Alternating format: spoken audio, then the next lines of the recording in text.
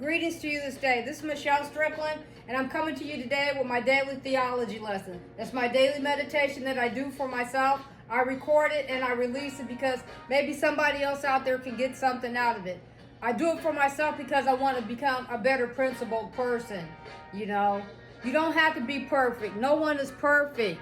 No one. But that doesn't mean that you don't have to suffer your consequence for whatever you did, whether it's good or bad, you know. But if you come to God, you know, you might have things you deal with. If you give it to Him, He can help you get through it, you know. But at least try to be better, become better, you know. For those of you just tuning in, I focus out of three major religious texts: the Bible, the Quran, and I'm in an introductory paperback book called The Shape of Suffering. It's a Buddhist text. I try to rotate the text at least twice a week, sometimes more, sometimes less, depending on how I'm led to meditate each day. I'm going to read these texts word for word, cover for cover.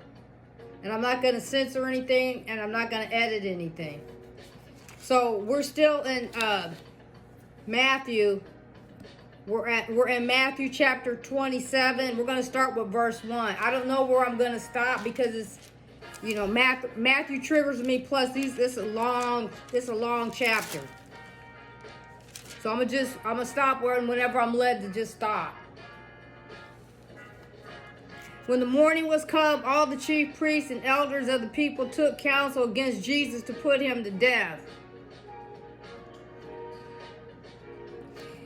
And when they had bound him, they led him away and delivered him to Pontius Pilate, the governor. Then Judas, which had betrayed him, when he saw that he was condemned, repented himself and brought again the 30 pieces of silver to the chief priests of the elders, saying, I have sinned in that I have betrayed the innocent blood. Y'all still doing that same kind of madness today. You're going to all suffer for that one day. You're going to have to suffer for that. And they said, what is that to us? See thou to that. And he cast down the pieces of silver in the temple and departed and went and hung and hanged himself. Guilt tore his butt up. Because he knew he served Christ up and Christ didn't do anything. What did Judas say about him?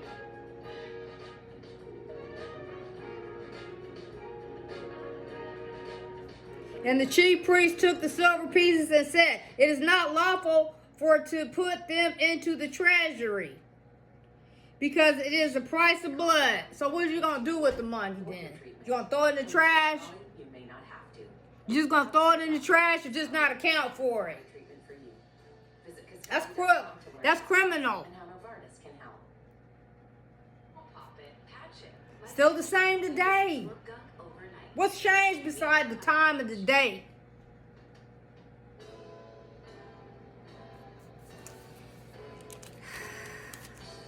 And they took counsel and bought him, and they took counsel and bought with them the potter's field to bury strangers in. So they took Judas to the potter's field because he didn't have nobody come, I guess, and claim his body. So they put him in the poor man's, just wherever, the potter's grave, you know.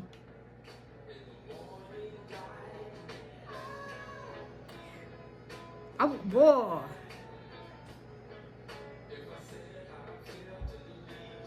Wherefore that field was called the field of blood unto this day. I'm done for today. This was a lot. God had me mark it right there too before I opened it up to read it. He sure did. So it's verse 1 through 8. Matthew chapter 27, verse 1 through 8.